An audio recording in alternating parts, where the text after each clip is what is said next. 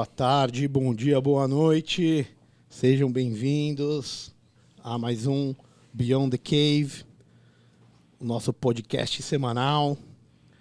E no episódio de hoje, pela primeira vez, teremos um convidado ao vivo e aberto para perguntas para todos que estiverem aí assistindo. Faremos o Conexão Melbourne com o professor Dr. Arir Cepa Neto. Vamos conversar sobre ciência, cientificismo e fake news. Antes de tudo, boa tarde, queridos Caio e Camarão. Boa tarde, meu querido Magal. Tudo certo? De boas. Como que Linda tá aí? tarde. Ari, que acordou com os galos para poder estar aqui participando com a gente. Galo do Oriente. Galo do Oriente. 6 da Obrigado, matina na gente. Austrália, tá? Pra quem não sabe. Obrigado pelo convite, é um prazer estar participando aí com vocês, pô. Obrigado mesmo. Boa noite, galera. Boa noite, Magal. Vamos para mais um Beyond the Cave, quarto episódio. Tá durando, hein, cara? Mais um round. Mais um round. Dia especial hoje, né? Convidado especial, dia do perdão, né? Várias coisas. Aniversário da minha filha. Olha, Né? Então, olha assim, só. dia Parabéns especial pra hoje. Vamos Vamos lá, vamos com tudo. É isso Isso mesmo. aí, bora. Bom, então, antes de começar, vou fazer uma breve apresentação do nosso amado convidado. Então, Dr. Arir Cepa Neto, médico formado pela Faculdade de Medicina do ABC, residência médica em clínica médica, intensivista. Hoje, pesquisador, Australian and New Zealand Intensive Care Research Center, em Monash University, Austrália. E Honorary Senior Clinical Fellow, Department of Critical Care, University of Melbourne, também Austrália. Coisa fina, hein, meu? Te falar, velhinho. Finíssima, velho. E médico pesquisador aqui no Brasil, pelo Hospital Israelita Albert Einstein, né? Mas, além disso, muito mais do que isso, é um coração maravilhoso e um cara que sempre foi um exemplo, né?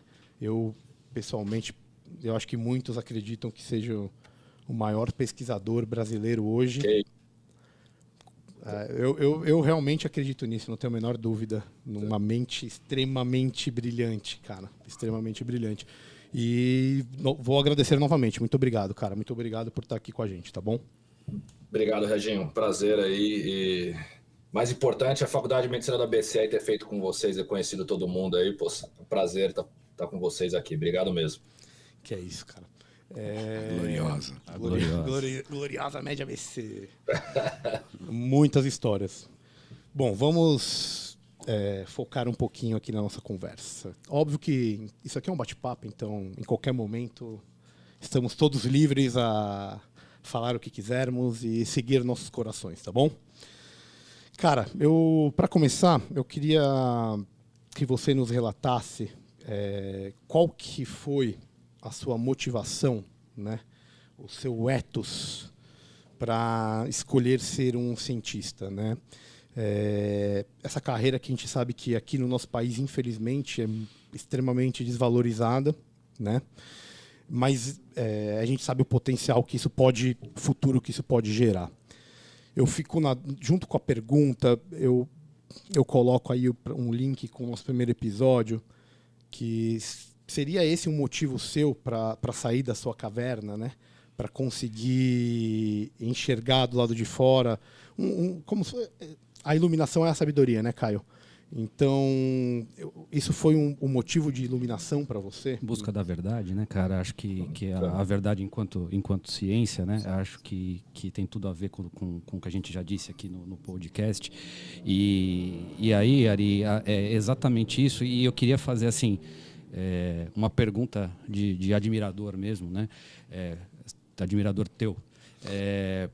Como é que você conseguiu imaginar, né? Tá fazendo um link também, né, com o que a gente já disse aqui. Como é que você conseguiu imaginar essa tua carreira, vista que ela é tão específica e tão particular, que a gente não tem contato com isso na formação?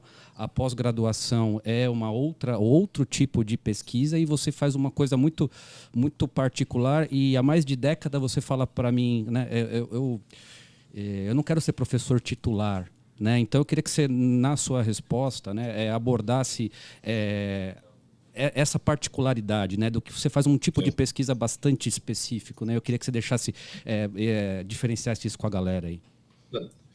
Bom, tem dois pontos principais que eu vejo aí. O primeiro é o ponto, como é que eu vejo isso hoje, e o segundo ponto é o ponto de como eu virei pesquisador, né? Então, eu sempre fui uma mente inquieta desde jovem, isso minha mãe conta. Eu lembro de quando era bem jovem, eu ser um cara que eu tinha cadernos onde eu descrevia hemisférios cerebrais, eu gostava de estudar, gostava de ver isso. Então, sempre fui uma pessoa que gostei de pesquisar e entender mecanismos das coisas e não só que elas acontecessem e aceitar que elas acontecem de determinado jeito. Durante a faculdade, isso despertou mais em mim no 4º ano, quando no 4º ano foi que eu decidi que eu comecei a fazer pesquisa, mas o que me cativou mais do que... Muitos cientistas são cativados pela ciência, só pela questão da descoberta, né? Eu gosto muito disso, mas o que me cativa mais é o método. Eu sempre fui um cara que eu tive muito mais... Eu sempre gostei mais do método em si do que simplesmente só a descoberta. A descoberta é muito legal, mas para mim a eureka de conseguir resolver um problema é maior do que muitas vezes a eureka de descobrir alguma coisa. E foi um método que me cativou, e eu comecei a ver muito isso no 4º ano da faculdade. E foi quando mudou minha cabeça. Eu vi, bom, aqui tem uma coisa que me dá tesão de fazer, é uma coisa que eu tenho tesão de sentar e fazer. E comecei a investir nisso, tanto que hoje o grande diferencial que eu tenho não é fazer ciência como muitas pessoas fazem, é entender o método por trás da ciência de todas as etapas. E aí, exatamente com o que o Caio comentou e perguntou, é exatamente por isso que eu falo que eu não quero muitas vezes ser o cara que está lá nos holofotes, ser o professor titular, e quero ser o cara que está atrás fazendo, porque é isso que realmente me dá o tesão da pesquisa, é conseguir resolver um problema, é conseguir entender o método por trás, é conseguir que alguém tenha uma pergunta e eu conseguir desenvolver a metodologia necessária para respondê-la, é conseguir, muitas vezes, codificar alguma coisa que eu preciso codificar, que é uma parte mais técnica da pesquisa. Então, eu acho que desde cedo eu já tenho essa mente mais voltada a tentar entender as coisas, e eu acho que no 4º ano foi quando eu tive um turning point de falar assim, isso me dá tesão de verdade. Isso é uma coisa que eu me sinto bem fazendo, que eu entendo, que eu gosto. E aí, com o método científico, e hoje, olhando para trás, o que eu vejo que isso me traz muito, e eu acho que isso me fez sair da caverna, como você comentou, é que eu consigo entender muitas coisas que muitas pessoas não conseguem entender. E não é simplesmente o conhecimento científico, é até na comunidade científica um método para chegar nele. Isso me dá uma liberdade enorme, é muito bom. Cara, você falando assim, me vem na cabeça direto a questão da forma, né? Não é a questão do conteúdo em si, né? Então, é como se fosse um mestre da forma, para poder até adequar os estudos que você faz, que você é convidado a entrar, tudo. Então, você entra no cara que desenha o projeto, né, meu? Isso, e só você pensando do ponto de vista técnico, como médico, isso já é sair da caverna, porque o médico, ele é o cara do conteúdo. Sim, ele é o reprodutor, né? E ele é difícil você ter uma mente com pensamento médico que olhe tão bem assim para a forma. Você vê, eu acho que ele falando isso me vem na cabeça direto isso, o que diferencia muito ele em relação aos nossos pares, assim. Os gregos chamavam a medicina, né? Porque em determinado momento da história grega se discutiu qual que seria o determinada visão de vida, né? E qual que seria a melhor visão de vida, e o médico, por ser uma profissão bastante importante desde aquela época, foi questionado como sendo um modelo de visão de vida, né? E os filósofos grandes da época criticavam a visão médica, dizendo assim, não, isso aí é uma pedagogia de doença, né? Então, assim, o médico ele está ali ensinando como a doença se comporta, né? Então, o princípio, se você for técnico, você chega aí, você não está aliviando o sofrimento, muito menos fazendo o que o Ari faz, que é trazendo o abstrato por concreto. Né? Ele constrói o toboágua, né? Da onde a ideia desce, né? e cai na piscina da realidade, né? Então, ele é o arquiteto dessa parte, né? Concordo, acho que é isso mesmo. Isso, Regina, só um ponto que eu acho assim, que o cara por toda a especificidade, é como se ser tão específico em alguma coisa. Isso, obviamente, foi a vida que me conduziu aonde eu, na verdade, escolhas pessoais, como todos nós, de que você gosta ou não. E encontro com pessoas também foram muito importantes para definir algumas coisas que a minha vida tem hoje, né? Então, por que eu faço esse campo tão específico? Foi porque naquele momento eu conheci uma pessoa que me abriu portas para fazer esse campo específico e que se encaixou também com o meu interesse naquele momento. Aquela coisa de vida onde você tem um interesse, entra em contato com uma pessoa, aquela pessoa na hora já aceita continuar a falar e conversar, e aí isso me levou a um campo mais específico, mas hoje é o que você comentou, conhecendo o método, hoje eu tenho um campo muito mais expandido. Hoje eu não faço mais uma pesquisa tão específica quanto antes, eu acabo tendo um campo bem expandido de atuação, onde o meu principal ponto é que eu consigo oferecer suporte e ajudar pessoas a conduzirem pesquisa no campo que eles quiserem, fazer ciência no campo que eles quiserem, como você diz, o que interessa no final é o método. O método muda muito pouco de um tópico para outro. O método é sempre o mesmo. Se você conhece o método bem, e ele é gigante, tem muitas nuances, você consegue fazer a pesquisa que você quiser. Excelente. Eu acho o Caio César acabou de falar uma coisa muito interessante, no sentido que o médico replica alguma coisa, né? Existe uma pedagogia, ou seja, o paciente chega com abdômen agudo, você tem que examinar o abdômen de uma certa forma e garantir que você passou por certos checkpoints. Chequei isso, chequei aquilo, tem líquido, tem timpanismo, você checa. Então, isso que o Caio está falando, você replica. Quando você está no nível de pesquisa, você está preocupado com as perguntas, não o que está sendo replicado. Eu achei isso muito curioso, o Caio falou. E isso tem muito a ideia de tesão que você falou, né? Existe um drive, porque assim, eu acho legal quando você falou que quando você estrutura, tem uma ideia de bem conduzir a pergunta. Então, como é que você pega uma pergunta que pode ser uma pergunta científica, porque nem todas as perguntas podem atingir o nível de ciência, né? Tem perguntas que, por exemplo, Deus. Vamos falar sobre Deus. A ciência nunca vai falar nada. Zero, porque não é um objeto científico, Deus. Eu não estou falando que ele não existe, ou existe. Estou falando que não é científico. Então, eu acho que o método tem muito a saber como conduzir a pergunta de uma forma que ela tenha um nível cheio de verossemelhança da verdade, porque nunca vai ser a verdade verdadeira.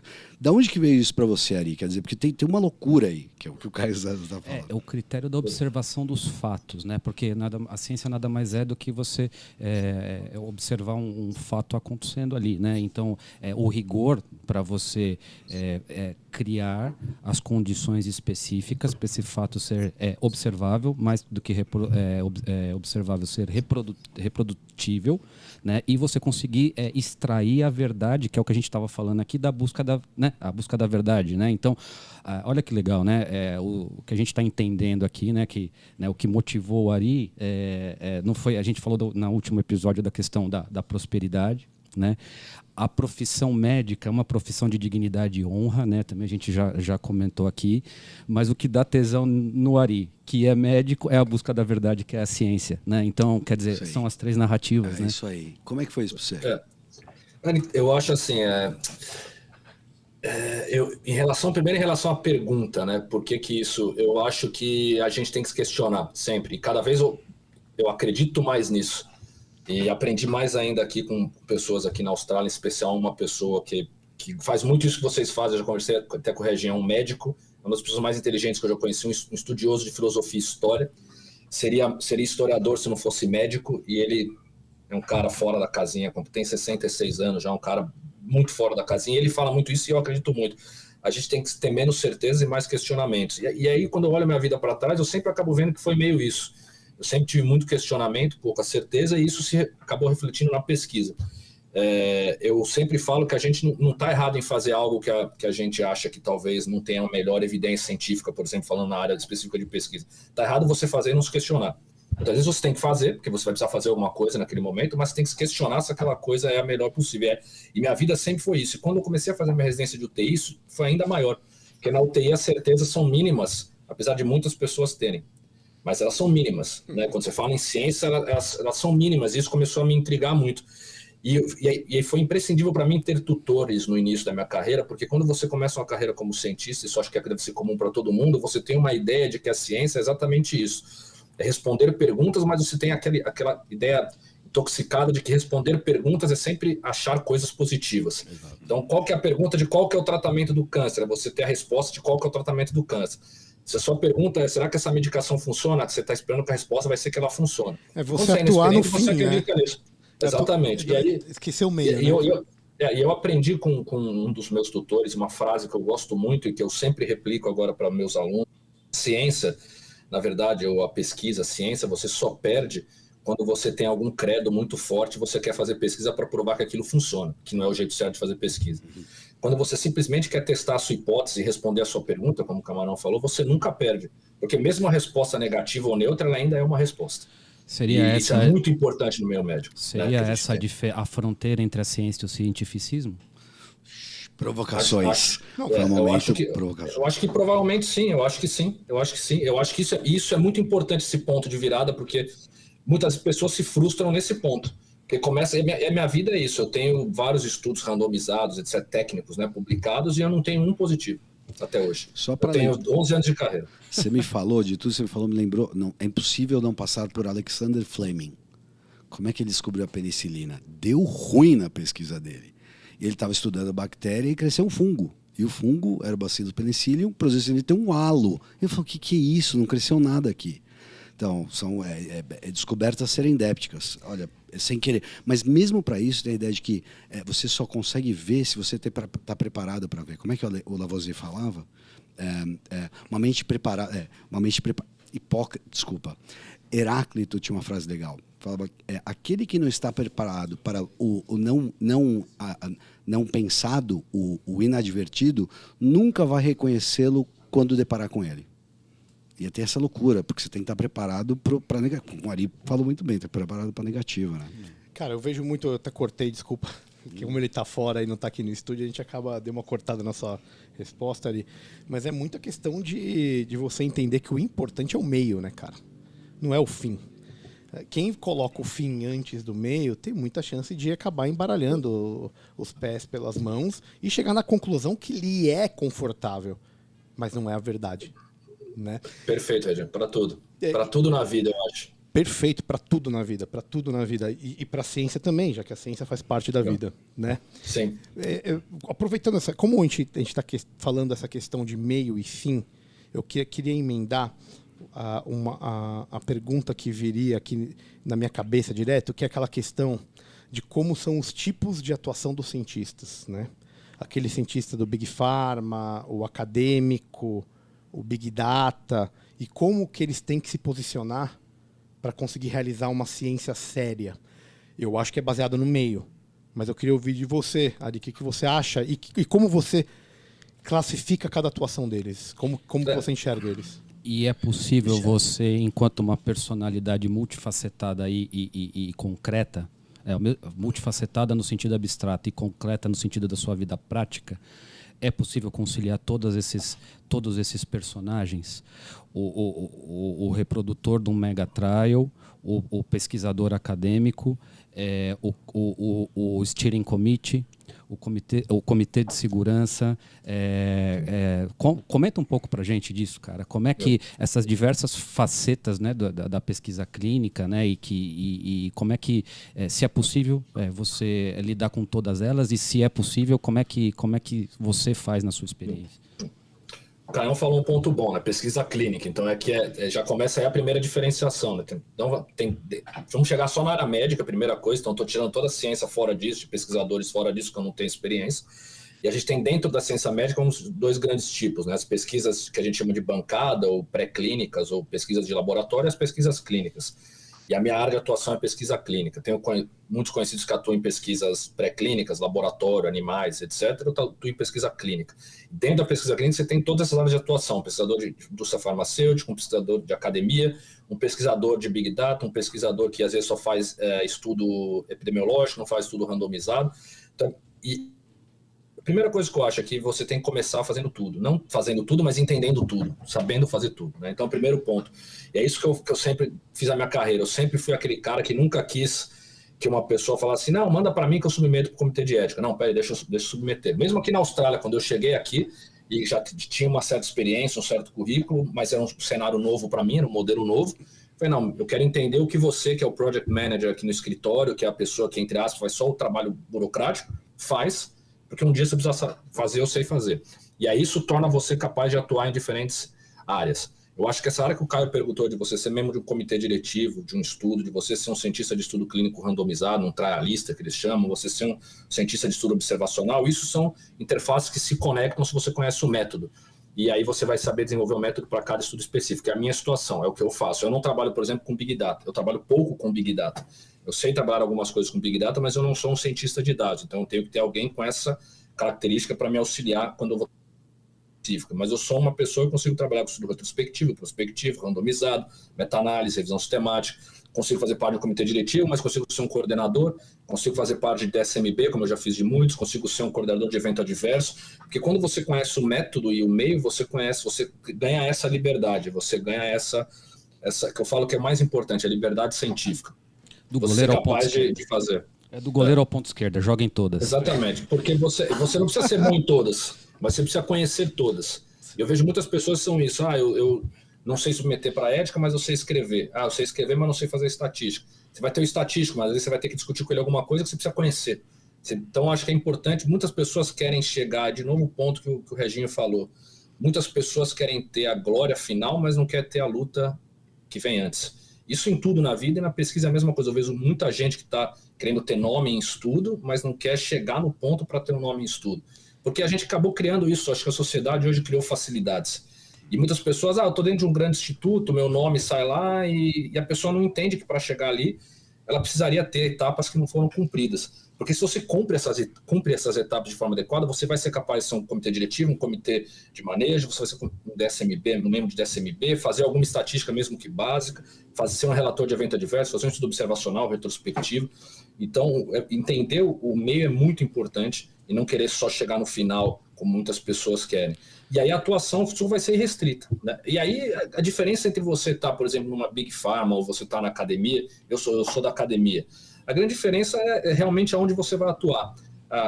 Qual vai ser o seu escopo de atuação? Se vai ser um escopo um pouco mais restrito no sentido de que você vai ter uma função específica e vai fazer só aquilo ali, como muitas vezes nas Big Pharma são, por terem grupos bem estabelecidos, na academia menos. E também, obviamente, o tipo de estudo que você vai fazer, né? Você não vai estar numa grande indústria farmacêutica fazendo um estudo retrospectivo pequeno, como a gente faz na academia, tendo um aluno para orientar, e vira uma coisa mais comercial diretamente, que ainda assim é ciência, porque muita gente ainda hoje criou esse preconceito de que a indústria farmacêutica não é ciência. Sim, é ciência, eu conheço, já trabalhei com várias, e quando é feito do jeito certo, ele é tão ciência e tão idôneo quanto qualquer ciência na academia. Mas existe uma questão ética aí também, né? Envolvida nesses braços. Então, Reginho, existe no sentido assim, que você tem que declarar tudo que está sendo feito de forma transparente. A palavra-chave da pesquisa, para as pessoas entenderem que também não está claro no mundo que a gente vive hoje em dia, é transparência. São duas, o Caio falou no começo. Transparência e reprodutibilidade. São os dois pontos chaves da pesquisa.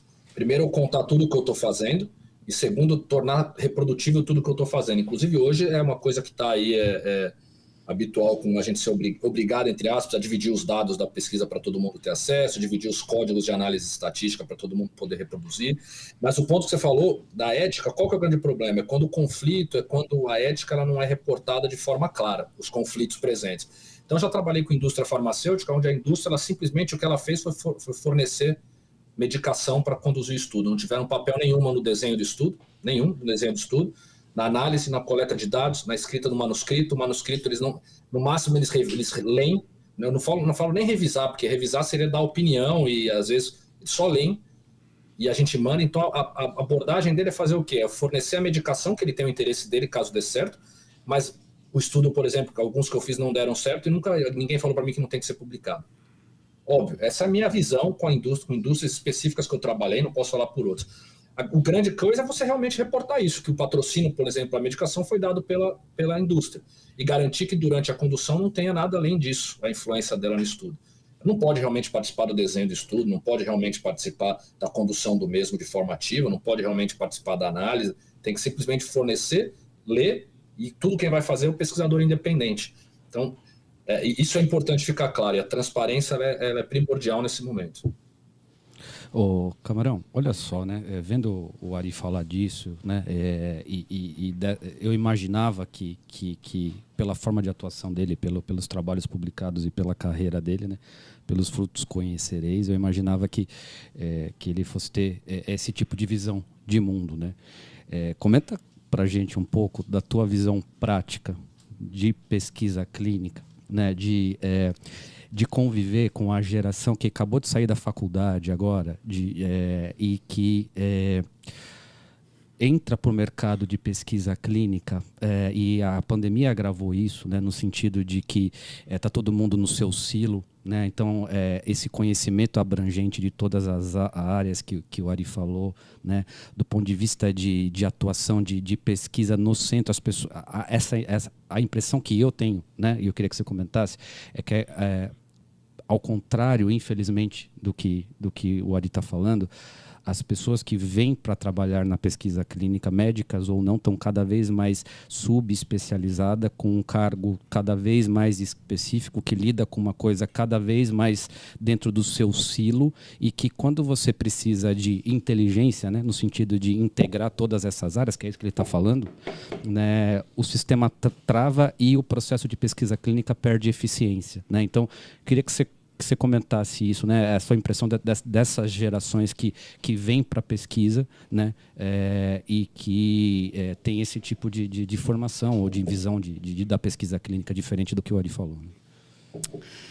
Tem uma música do AC/DC que eu adoro, chamada It's a Long Way to the Top If You Wanna Rock and Roll.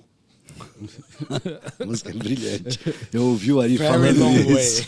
Eu ouvi o Ari falar assim. E ele falava, a gente tomou porrada, tomou pancada, tomou pacada, tomou pedrada. E a gente continuava indo. A música é esse espírito, né? Que no início é muito árduo, muito duro. E eu ouvi o Ari falando também, eu me lembrei das associações, das guildas de ofício da Idade Média. O meu sobrenome é Calheiros, é português. Calhas, em Portugal, são telhas. Então, era um pessoal que trabalhava num lugar onde fazia telha. Então, tinha o Schumacher, Michael Schumacher, Shoemaker, era sapateiro. Em algum lugar, em algum momento, foi sapateiro. Aliás, tem o Zapatero na Espanha, que foi o primeiro-ministro, enfim. Então, eu acho que tem um ofício aí. E o Ari estava falando bem que não é só ter um ofício, tem um ethos. O ethos é de full transparency. É a ideia de você fazer publicamente a mesma coisa que você faz de forma privada. Essa é a definição de justiça. Uma das definições de justiça para os gregos. Sim. Justiça é você atuar privadamente da mesma forma que você atua publicamente. Né? Esse é o problema de você identificar, por exemplo, o demagogo político. Ele fala uma coisa e faz outra. É difícil identificar essas pessoas. O anel, a história na República do anel de... O anel de Giges, perfeito. Que é a personificação do homem invisível. Você ficar completamente invisível, você deve o que a quem? Nada, a ninguém. Então, tem um grande problema aí da questão da publicidade. Né? Ela garante essa idoneidade, esse ethos da pesquisa. Reginho, você não acha que essa é aquela parte da caverna que quando você é solto, aí você olha para cima, para onde tem o fogo e tem aquela montanha escarpada, que você fala, mano, o fogo tá ali, mas eu vou subir, mas tem uma luzinha ali para cima, ó, que no caso do Ari era pesquisa clínica. Eu vou subir aqui, pode ser que eu caia, vou encontrar pessoas que vão me dar a mão para puxar para cima. O que você acha? Cara, quando o Ari estava falando agora, me veio muito a questão do herói, né? De como é a vida do herói, a construção do herói, que a gente falou anteriormente também, né? Pra você ver, as coisas vão se encaixando, às vezes até sem a gente perceber, né? Então, você percebeu que um momento ele falou que teve gente que foi lá e abriu porta para ele e estava do lado dele. Falou, amuletos, né? Ajudas. Exatamente. E esse processo todo que ele passou, tipo, várias dificuldades, ninguém dá valor. E isso é um chamado para ele. Para mim, eu encarei ele falando isso. Esse é o meu chamado, cara. E se eu aceitar esse desafio, eu vou estar comprando a ideia de ser o herói de mim mesmo, entendeu? Excelente. Cara, quando ele começou a falar isso no começo, eu já me viu na... Óbvio que ele sempre foi meu herói, mas aí é uma outra coisa. Mas, cara, quando ele começou a falar, já veio desenhando na minha mente o ciclo do herói, velho. E esse é o cara, eu vou te falar mais ainda, tá? Esse é o cara que vai resgatar muita gente, pensando lá no final do processo da criação do herói. Entendeu? Ele vai voltar e vai falar, pessoal, é assim que se faz. O Kant chamava isso de tutores. Aparecerão tutores na sociedade. Nos Estados Unidos teve os Founding Fathers. Eles foram tutores. A Revolução Gloriosa teve outras. Enfim, eu só queria fazer um link e jogar a bola. Você tocou para mim, eu quero pegar agora, jogar para o Ari. Você falou da questão da nova geração. E tem uma coisa que eu queria perguntar, jogar a bola para o Ari nesse sentido, é que eu acho curioso que as novas gerações, você me perguntou qual que é a minha visão na prática. E a gente trabalha com pesquisa para Big Pharma, né? como centro de pesquisa. E a ideia as novas gerações trabalham em corporações, ponto. É uma empreitada corporativa, na prática, a gente respondendo. E eu acho curioso que corporações não têm que ter códigos de ética. Elas buscam compliance, colocam a missão, valor. Mas a Volkswagen acabou de ter um escândalo aí da emissão de coisa. A outra, a BP, a British Petroleum, também... também teve vazamento de petróleo no oceano. Então, hora ou outra, tem escândalo de corporações. Então, o que eu vejo como problema hoje é a questão da corporação conduzindo pesquisas. Eu acho engraçado. O que você acha disso, Ari? Você vê alguma tensão aí, algum prisma diferente? E essa perspectiva também da galera mais jovem que chega depois da gente, está cada vez mais subespecializado, isso é um produto do pós-modernismo, né? Daquela ideia de cada vez mais especialista numa coisa menor, que tem o seu fundamento, mas não tem a transcendência para o geral, que é o que você falou, né? Você foi focando, até que hoje você tem a liberdade. Mas é que você teve o foco, né, específico. As pessoas, elas buscam foco, mas talvez de uma maneira imprevidente, talvez, né? Eu acho que ser um subespecialista não é um problema desde que você tenha chegado até lá não sendo um subespecialista. Que é um grande problema que eu vejo hoje com pessoas que chegam para mim e falam assim: eu quero fazer um doutorado. Eu falo: pô, que legal, o que você quer fazer? Eu não sei, se tem algum projeto para mim? Você fala: bom, você está me procurando para fazer um doutorado e você não sabe nem o projeto que você quer fazer. Óbvio, eu sempre tenho algum projeto, mas não sou eu como um orientador que tenho que ter um projeto para você como aluno. Então, não tenho nada contra uma pessoa ser extremamente especializada, desde que para chegar até lá ela tenha sido exposta a tudo que é necessário, porque eu sempre falo, algum momento você vai precisar voltar, e se você não tiver a ferramenta para voltar, você vai ficar vendido ali, e não vai conseguir entregar o que você tem que entregar.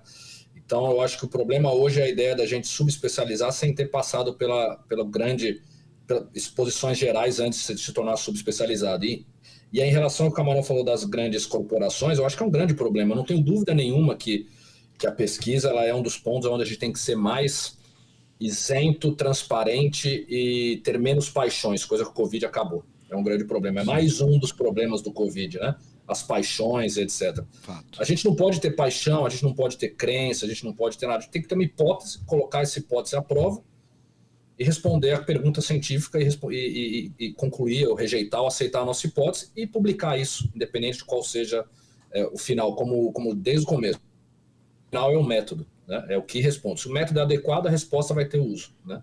Então, a minha experiência com grandes corporações ela é restrita à minha área de atuação, nunca tive problema, mas sem dúvida nenhuma, quando você começa a ter influência muito dessas grandes corporações na pesquisa, e principalmente de paixões, de interesses financeiros, ideológicos, qualquer que seja, aí, meu amigo, aí vai pro saco, porque o que interessa é o método, e quando você desvia do método, a gente brinca e fala, você consegue com a ciência responder a pergunta da forma que você quiser. A ciência pode ser boa, pode ser ruim, mas você ainda assim consegue responder a pergunta da forma que você quiser.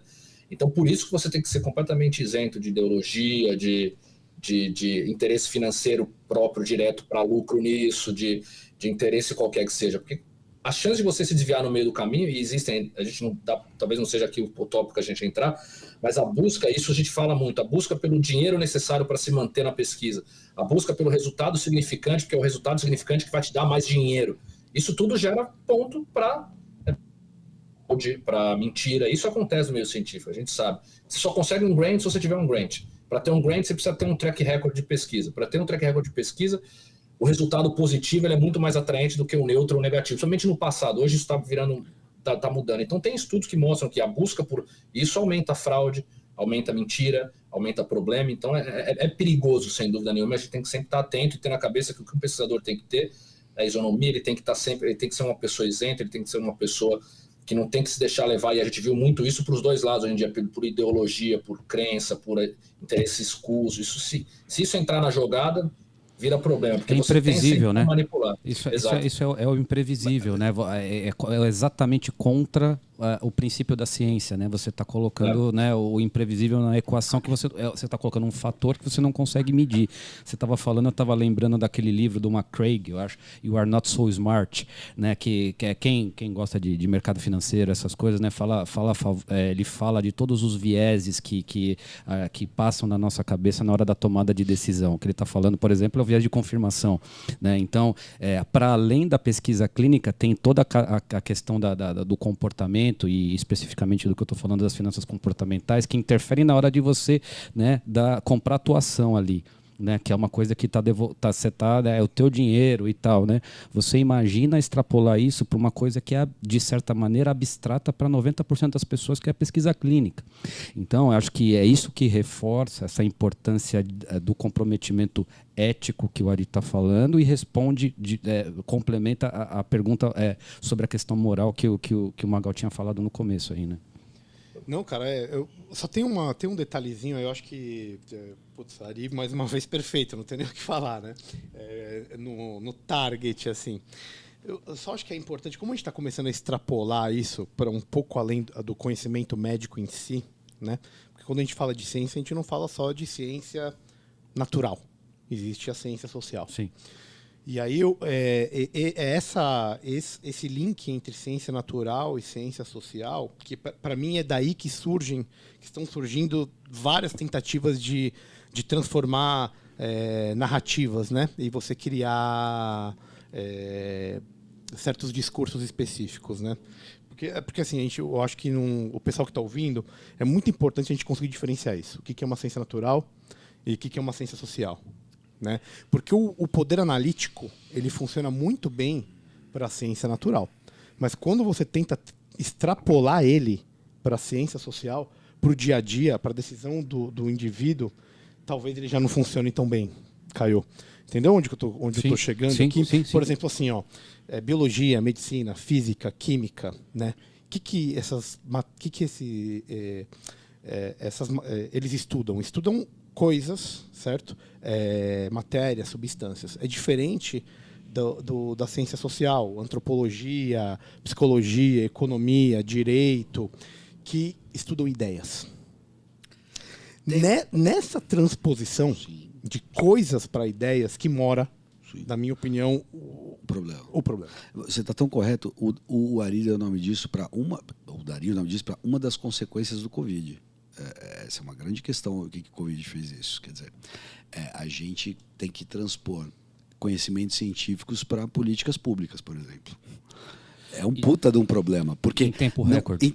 Exato. E o tempo é um outro. É tão verdade, você falou, e eu vou juntar o que o Ari está falando de método e você pegou a palavra tempo. A ciência precisa de um tempo, inclusive, para responder perguntas. E ela se apressou para responder. Ela tem um rito. Mais que um tempo, ela precisa do rito. O Ari, rito precisa ser cumprido. Exato. Sem dúvida nenhuma. Eu acho que é importante fazer essa do tempo, né? Porque eu acho a pandemia mostrou para a gente. A pandemia serviu de um momento que nunca foi tão fácil publicar em bons jornais. E isso seduziu muita gente. E isso realmente colocou muito em xeque a ciência. E eu entendo o leigo que não é da área, ele fica às vezes descrente, fala, mas... primeiro por dois motivos. Primeiro porque jogou-se um holofote na ciência que não se tinha antes, e a gente sabe que a ciência de qualidade ela representa a ponta do iceberg. Sim. E que tem muita coisa ruim ali embaixo, e tem o artigo que eu mais gosto do Ioannidis, que é um americano, que é sobre por que a grande parte dos estudos são falsos. E ele é verdade, porque a gente está acostumado com a nossa área de atuação de medicina específica, a gente vê 3, 4, 5 grandes jornais e lê, e realmente ali a qualidade ela é muito grande, mas tem uma infinidade de coisa ali embaixo que é muito ruim. E isso, quando você joga uma luz em cima disso, você enxerga tudo, não é só a ponta do iceberg, você vai enxergar tudo, e aí realmente muita gente vai olhar e falar, sério isso aqui? Porque, e ainda mais não tem material para entender o que está acontecendo ali, para conseguir olhar aquela primeira coisa ali e falar, isso aqui é lixo, não vou nem continuar. E olhar outro e falar, isso aqui não, vale a pena considerar. A pessoa, quando não tem essa ferramenta, que é muito difícil, nem às vezes o médico tem, quanto mais quem é leigo, ele vai realmente, às vezes, cair numa descrença dessa, porque vai ter esse problema, muitas vezes, de ideologia, de isenção, de condução adequada do método, de cumprir o tempo necessário. E quando eu falo tempo necessário, não quero dizer que precisa levar 5 anos para fazer uma pesquisa, não. Mas a gente tinha coisa publicada no 24 de abril querendo mudar a conduta médica, a pandemia tinha 1 mês. Sim. Isso aconteceu muito. Na minha área de UTI, tinha coisa que os caras publicaram com 20 dias de pandemia e os caras já queriam mudar a conduta que a gente tem há 20 anos. Cara, pelo que parece hoje, até estudo manipulado teve, não é isso? Não, teve. Quem descobriu foi a gente aqui na Austrália. O cagueta. Whistleblower. Whistleblower. O estudo clássico da Surge Sphere, que foi o estudo que foi retratado no New England, no Lancet, aqueles estudos da cloroquina, de riscos cardiovasculares, etc. Sim. A denúncia veio aqui da Austrália, uma parte da denúncia, porque eles reportavam um número de pacientes lá que a gente não tinha aqui naquele momento. E eles reportavam que eles tinham dados... foi aí que levantou a saia. De hospitais da Austrália, e aí as pessoas aqui começaram, não, mas a gente não tem 600 pacientes de Covid na Austrália naquele momento. Como é que eles estão reportando 600 aqui? E aí começou-se a investigar, e desde ali saiu que os caras, eles nunca apresentaram os dados. A gente não sabe nem se eles tinham os dados, ou se eles tinham, se eles manipularam, ou se eles fizeram errado. A gente não sabe, ninguém sabe, porque nunca foi apresentado, e por isso que foi retratado o estudo. Porque não teve a transparência que a gente disse aqui. Sim. Não teve a transparência do cara falar, me manda o database, eu quero ver, eu quero olhar, e não teve isso. Então tem muito estudo, sim, que foi manipulado para todos os lados. Tem estudo que foi mal feito, acho que o principal é que foi mal feito. Tem muito estudo mal feito para os dois lados, aí, para quem quer acreditar que a ciência fala uma coisa ou fala outra. Porque eu acho que é isso, não se respeitou muito o método e o tempo. E o tempo, às vezes, pode ser 6 meses, mas ele tem que ser o tempo necessário para aquele método se cumprir. Não existe um tempo fixo, tem que ser o tempo necessário para o método, para o segmento, para o follow-up, para a condição se cumprir. E muitas vezes não foi respeitado isso, porque viu-se a possibilidade de... É o que eu falo, teve muita gente que viu a chance de virar protagonista. Sim. E nunca foi tão fácil ser protagonista. Qualquer coisa que você falava, você estava na TV. Qualquer coisa que você falava, você estava no jornal. Qualquer coisa que você falava, você estava nos grupos de WhatsApp. Qualquer coisa que você falava, você estava no New England. Então, muitas pessoas foram seduzidas por isso. E a gente vê que muitas pessoas que nunca tem... Eu sempre brinco, né, para finalizar isso aqui. Muitas pessoas que você olha e fala, essas pessoas são tidas como os grandes especialistas em Covid no Brasil ou em outros locais. Aí você abre o currículo do cara, até o Covid ele nem fazia pesquisa. Verdade. Só que ele já conseguiu se vender como o cara que vai resolver o Covid. Que bom que você também fazia isso, porque eu também fazia. Que bom. Fico mais tranquilo. E é o que eu brinco para fechar. Óbvio, isso é uma simplificação burra, mas ela é que funciona. O PubMed não mente. Então, se você tem dúvida, ele não vai mentir. Quem é bom tem que necessariamente ter muita coisa do PubMed? Não tem. Mas se o cara não tem nada, não vai ser esse cara que vai mudar a medicina, que vai mudar o curso do Covid, etc. É o Lulinha, né? O Ctrl-C, Ctrl-V mais rápido do mundo, né? É algo nesse trabalhava no zoológico e depois tinha uma empresa de games que valia muitos milhões. Mas é o talento, né? É o talento. Ronaldinho. Mas existe essa ansiedade da galera, né, cara? E você vê aí, existe uma cobrança, quero dizer, nesse ponto de vista, entendeu? Existe isso. Isso é natural. Não estou falando que é o certo, é o caminho. Mas você vê, mas isso, ainda mais no dia de hoje. Que loucura. Não dá pra você tirar isso, entendeu? Mesmo a ciência. Difícil, meu amigo. Pandemia, nego morrendo, velho. Existe uma loucura muito. Pegando esse paradoxo aí, que talvez uma maneira de encarar um paradoxo que o Ari levantou. A gente preza a ciência como a resolução, a panaceia, né? Modernamente falando, somos técnicos, é tecnicismo que a gente vive. Mas a ciência é uma empreitada humana.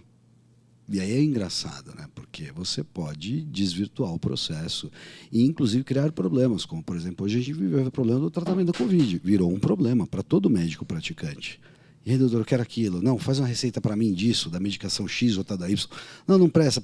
A ponto de, por vários momentos, todos os médicos, de fato, não saberem o que estava acontecendo e como conduzir. Então, mesmo essa empreitada humana, pegando esse sentido, ela cria um problema para a própria ciência, porque a ciência é uma empreitada humana, apesar de tudo isso. Né? Você estava falando, e eu vivi, de alguma maneira, isso bastante, né? Às vezes você declarar que você não sabe é muito mais difícil do que você dar uma resposta que você leu no seu grupo da sua turma. Né? Então, eu sempre penso do ponto de vista de virtude, de moral e tal. Então, eu faço meia-culpa porque eu sou médico, então eu posso falar. Né? Então, assim, e sou pesquisador, meia-boca, mas também posso falar. Né? Cara, seguinte, né? Fala que não sei. A gente está falando até agora, não temos a resposta ainda. Né? A gente não sabe, tem que dar o tempo. Qual é a vacina? Vai ser a vacina? Não vai ter? Não sabemos, porque a ciência tem um rito. Esse rito precisa ser cumprido. Vou citar aqui Hipócrates, até peguei porque eu não lembrava a frase inteira, mas ele resume o que o Ari estava falando agora há pouco. Ele falava: a vida é breve, a arte é vasta, a ocasião instantânea ou momentânea. E aí ele fala: a experiência incerta e o juízo difícil. É rigorosamente isso. Rigorosamente isso. A experiência, por mais que ela é incerta, tem um limite, né, do que ela pode provar. Até Newton, né? Até Einstein, Newton reinava soberano. Chega em Einstein e fala: tem uma outra dimensão aqui. Como é que a gente não sabia? Isso entra muito na questão da volatilidade da ciência, né?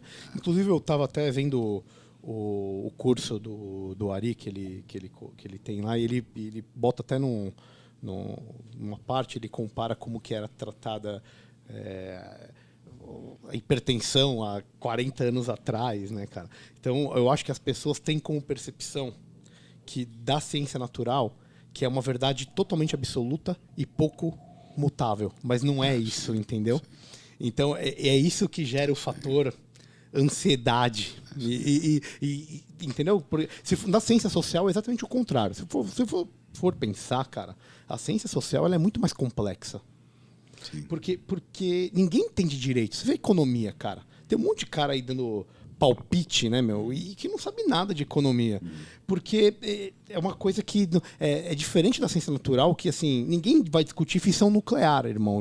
Entendeu? Porque tá ali dito. Então o cara transforma qualquer coisa na medicina como se fosse a fissão nuclear. Então ele tem que ter uma resposta. Sim. Isso. Entende o que eu estou falando? Ele tem que ter uma, mas não ele inveja o físico, né? Exato. Assim, vou dar exemplo do médico que não pensa, aquele que vê quanto que deu o exame numericamente, quais são os valores de referência e o que está acontecendo, baseado no número. Você fala: velho, eu não sei o que esse número quer dizer. Como é que você sabe que esse número quer dizer isso? Nós estamos falando aqui, eu gosto do tema, né? E nós estamos falando de filosofia da ciência, né? Então, é a forma como a gente buscou a verdade pelo método científico, grosseiramente, de Aristóteles até hoje, né? Então, é disso que nós estamos falando. Eu considero Aristóteles o pai do método científico, pelo menos moderno, como a gente entende hoje, né? Foi criado por Aristóteles, né? Mas eu queria um pouquinho mais para frente, e para a gente, a crítica, nós estamos falando do ponto de vista de filosofia da ciência, nós estamos falando de crítica ao cientificismo, né? Então, a gente... Só um momento, você falou uma palavra-chave e a gente precisa vamos lá. Fechar. O Caio está entrando no próximo tópico. Esse é um tema a gente vai precisar de 5 Quem minutinhos. entrou foi o Ari. A gente vai precisar de 5 minutinhos para a gente refazer por causa do tempo da conexão como é em Melbourne, né? Então a gente tem um tempo certo para usar o aplicativo. A gente vai ter que fazer reconectar daqui a pouquinho e aí a gente vai emendar no próximo tópico, que é o que o Caio, brilhantemente, como sempre. Como sempre. Cabelinho enrolado maravilhoso. Tá trazendo dos caracóis dos seus cabelos. Que é o cientificismo. Que aí eu acho que vai dar bastante pano pra manga e é extremamente legal. Vou fazer uma pergunta de um amigo nosso que mandou aqui no chat. Dr. Guilherme Vieira, o Giga. Ele pergunta o seguinte: a ciência e a evolução da medicina, elas vão ao contrário do equilíbrio da natureza? Profundo, hein? Mas acho que o Camara pode até colocar um adendo aqui para apimentar a pergunta. Eu não sei se foi essa a intenção, mas eu encaro de uma forma meio russoniana. Tem um episódio famoso, Rousseau, bem antes da Revolução Francesa, teve uma pergunta que foi colocada pela Academia Francesa, se não me engano, se a ciência tinha contribuído para o progresso moral da humanidade. Rousseau responde que não, que o homem ele era bom na sua essência, a ciência corrompeu, no sentido de vida cosmopolita, cidade, todos aqueles vieses de vícios que os prazeres ou as facilidades podem fazer. E ele falava que o homem era melhor numa época pré-científica, ou que quanto que ele se afastasse da ciência, mais natural ele seria. Eu entendi dessa forma apimentada, eu não sei se é isso. Cara, vamos deixar o Ari responder, por favor, porque Ari, senão eu vou falar mais um pouco aqui. Fale à vontade. Mas eu acho que traz todo o cientificismo para a história. Sei lá. Eu acho que tem coisas boas, tem coisas ruins. Eu acho que tem muita coisa que a gente vem que as descobertas da ciência, a evolução que a ciência proporcionou geraram problemas. E a pandemia talvez seja uma delas. Talvez eu acho que a pandemia não acontece por causa da ciência, mas ela ajuda algumas coisas a acontecer, talvez. A evolução, a evolução que ela nos propiciou. Sem querer te interromper, tem até uma certa teoria, que eu não sei o quão conspiracionista, que o próprio vírus ele veio de um processo científico. Não, acho polêmica demais a gente entrar aqui, mas, enfim, indo de acordo com o que você estava falando. Perdão, te interrompi. Não, mas eu acho perfeitamente possível, né? É porque as pessoas também têm que entender, o vírus ter vindo como você bem diz, de um processo científico não é a mesma coisa que ser criminoso, né? Às vezes tem exatamente esses pontos que as pessoas às vezes confundem, pode estar acontecendo. Eu acho que a ciência ela pode gerar tanto danos diretos, assim, como esse caso tenha acontecido realmente, quanto danos indiretos, a própria evolução de alguma coisa que a ciência propicia que a gente viva mais e isso vai gerar problemas, por exemplo. Isso é uma coisa, um exemplo que eu acho que isso com certeza acontece. A ciência propicia o desenvolvimento de novas coisas que podem provocar um problema futuro. Eu acho que tem muitas coisas aí nesse meio do caminho. Mas eu acho que, assim como tudo, tem a ciência boa, a ciência ruim, tem a ciência que vai nos ajudar, tem a ciência que pode nos atrapalhar. Eu ainda acho que no pool, na nossa área, principalmente que é a área médica, que é o que eu posso falar, o pool ele ainda é positivo. Pelo menos até antes da pandemia. Ele ainda era bem positivo. A ciência boa. Tomamos gol, mas tá de boa. Estamos ganhando o jogo. Antes do apocalipse. Exatamente, eu acho que sim. Mas eles acontecem, né? Pelo que eu entendi, a cada 100 anos, é isso? Que eles dizem, né? Uma pandemiazinha aí rolando. Como que é o negócio ali? É cada 100 anos isso daí? Cara, eles dizem, né? Tem essa teoria, e tem a teoria, eu estava até vendo uma aula recente aqui, que diz que vai ser cada vez mais frequente pela forma que a gente vive. Sim. Né? Tanto pela questão de número de pessoas, de aglomerados, de essa coisa simplista, mas que eles falam muito da interação animal, homem, etc., alimentação. Dizem que vai se tornar mais frequente do que a cada 100 anos. Eu espero que a gente aprenda a lidar melhor com ela do que a gente lidou com essa, seja qual for a forma correta, se é que existe alguma. Mas, porque existem algumas, se você for olhar, existem algumas pessoas que já discutiam uma nova pandemia nessa época, exatamente nessa época, há algum tempo, alguns cientistas no meio, já tem alguns trabalhos das pessoas falando sobre isso. E a gente tem epidemias acontecendo frequentemente, não nessa magnitude, que a gente não fica nem sabendo, né? Mas tem, né? Aqui na Austrália eu aprendi algumas coisas para esse lado do mundo aqui, que tem coisa acontecendo que a gente não fica nem sabendo. Jesus, eu tenho medo aí de um sapinho verde pequeno, tipo, você encostou nele, você morreu aí, velho. Aqui tem essas coisas. Aí é treta, aí é bem treta. Aqui tem essas coisas, velho. Mas a ideia de que uma grande pandemia como essa existe, ocorre a cada 100 anos, ela existe sim no meio, ela é muito discutida e com pessoas achando que pode se tornar um pouco mais frequente.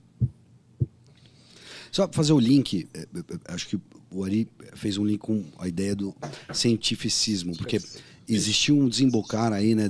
Como é que a ciência se correlaciona, por exemplo, com a política. Eu acho que existe um âmbito, né, do que se pode chamar de cientificismo nesse contexto. E aí eu deixaria a provocação para Caio César.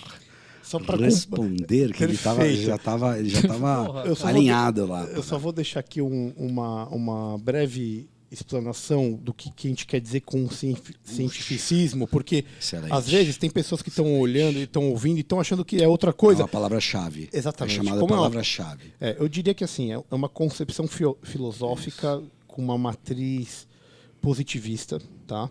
Que afirma a superioridade da ciência sobre todas as outras formas de compreensão humana da realidade. Tipo religião, filosofia, metafísica. Eu vou te falar que até uma reinterpretação de tudo sob a ótica da ciência. Isso, porque ela se considera a única capaz de apresentar os benefícios práticos. A palavra grega para isso é epistemen, que é diferente de doxa, que é opinião. Seria a única coisa válida é o método científico. Exato. Por exemplo, aqui nem se fala assim, olha, e esse chá de picão aí, ele é bom para quê? Ele é bom para problema no fígado. Aí pergunta, como é que você sabe? Aí você vê que ninguém sabe. Então essa é doxa, opinião, Todo mundo acha que não, isso é bom para isso, isso é bom para aquilo. Epistemen seria conhecimento verdadeiro. Seria você realmente fazer a coisa acontecer de forma científica. Então, eu acho que o cientificismo ele tem duas maneiras de interpretar o cientificismo. Uma é um falso entendimento de palavras científicas. É chamar de ciência muita coisa que nunca vai chegar, não é ciência. Não tem como chegar num critério de ciência. Esse é o uso mais corrente, né? Esse é o uso mais corrente. Então, é um uso de termos errados. Então, a palavra cientificismo ela tem um tom crítico. Quando você fala isso é cientificismo, você está criticando. Pejorativo. Pejorativamente, sem dúvida. Então, eu acho que um espectro é usar termos errados. Cientificismo, você pode até botar entre aspas, cientificismo. E a outra a ideia cientificismo é encarar tudo sob a ótica da ciência. Ou seja, só se você tiver absoluta certeza você pode proceder. O que é uma crítica muito anti-humana, é visto como um anti-humanismo, porque senão você, enquanto ser humano, se você não for muito certo o que você faz, você não pode fazer nada, ou você não tem certeza de nada, e não é assim que o mundo funciona. Você arrisca, generaliza, subtrai várias coisas da sua vida para se guiar. Chega a ser arrogante, né? Exato. Tem um americano famoso chamado Sam Harris, não sei se conhece ele, e ele tenta refundar, por exemplo, a moral através da ciência. A ciência pode resolver questões morais. Stephen Hawking. Stephen Hawking é outro. Aonde até então o campo da moral só podia ser resolvido pela Dawkins. Exato, Dawkins, o Daniel Dennett, Christopher Hitchens. Ele menos, os outros mais. Sim. Mas essa ideia de que você pode recontar a história da moral, da estética, do que você quiser, com um preceito, ou partindo de um método ou um entendimento científico. E deixa um pouco a poesia e a arte de lado, né? Completamente. Entre outras cositas passas. Isso é um grande problema, Caião. Cara, assim, né? Primeiro eu quero ser tratado na discussão desse tema como um estrangeiro, né? Então, assim, eu preciso de misericórdia de quem entende disso, né? Que eu pretendo...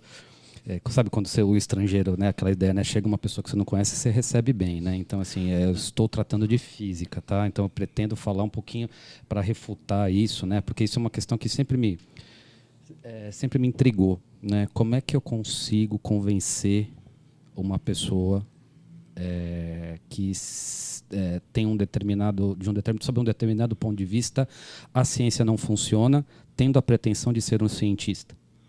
Né? Então, como é que eu resolvo isso da maneira mais concisa e mais rápida possível? E a melhor maneira que eu cheguei não foi médica, né? Então eu vou tentar, e a ferramenta foi a filosofia da ciência, né? Que pelo menos é um insight. Então eu conto com a misericórdia de todos, né? Então, assim, né?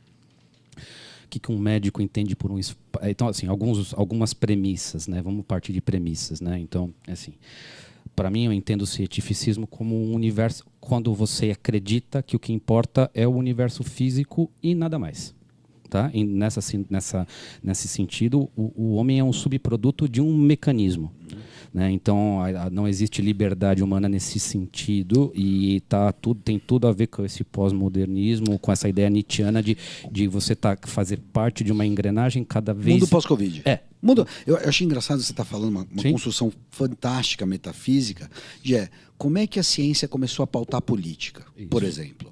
Um desdobramento muito claro do que você está falando. Como é que a gente permite? Qual que é a capilaridade que a ciência vai ter para dentro da política, para explicar os fatos? Eu tive uma conversa com um amigo meu da filosofia faz um tempo, que era, como é que você critica a ciência de hoje em dia sem parecer medieval? Sem parecer obscurantista? Eu não acho isso, mas... Negacionista. Eu não quero ser os caras... E hoje eu posso falar o nome da droga. Eu não quero ser os caras da cloroquina, no sentido de defender algo que já foi refutado. Mas eu quero poder criticar sem parecer um medieval. Ari, faz sentido isso para você? E tem uma diferença de como isso é visto aqui no Brasil e como isso foi visto lá na Austrália. Por favor, e aí eu acho que entra muito Ari explicando isso pra gente.